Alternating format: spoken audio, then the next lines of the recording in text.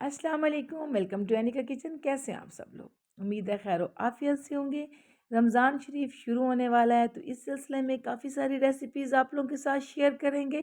तो अगर अभी तक आपने मेरे चैनल को सब्सक्राइब नहीं किया तो प्लीज़ इसको सब्सक्राइब कीजिएगा और कमेंट बॉक्स में आकर रेसिपीज़ के बारे में ज़रूर बताया करें। आज की रेसिपी बड़ी ज़बरदस्त और हरी भरी होने वाली है। जी हाँ जी, आज हम आपके साथ शेयर करेंगे हरी चटनी बनाने की रेसिपी और को किस तरह काफ़ी लंबे अरसे के लिए महफूज किया जा सकता है। यहाँ पर हमने 1 कप हरा धनिया साफ़ करके ब्लेंडर में शामिल किया है। आधा कप जो है पुदीना शामिल किया, 4 इसमें सब्ज़ मिर्चें शामिल की हैं और 2 लहसुन के जवे।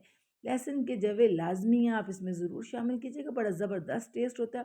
थोड़ा सा नमक और बिल्कुल थोड़ा सा पानी हम शामिल करेंगे। बहुत जो है हमने इसका पतला मिक्सचर नहीं बनाना। बस ये ब्लेंडर को हमने चलाया है और उसको हम आइस क्यूब्स में जमा कर रख लेंगे। जैसे ही हम इनको फ्रीज़र में रखेंगे ये बड़े ज़बरदस्त से क्यूब्स बन जाएंगे और आप अपनी ज़रूरत के मुताबिक जितनी आपने बनानी हो आप 1 या 2 क्यूब्स शामिल करके आप बना सकते हैं। इसको काफ़ी लंबे टाइम के लिए महफूज भी कर सकते हैं। दही बलों में ये चटनी बहुत ज़बरदस्त लगती है।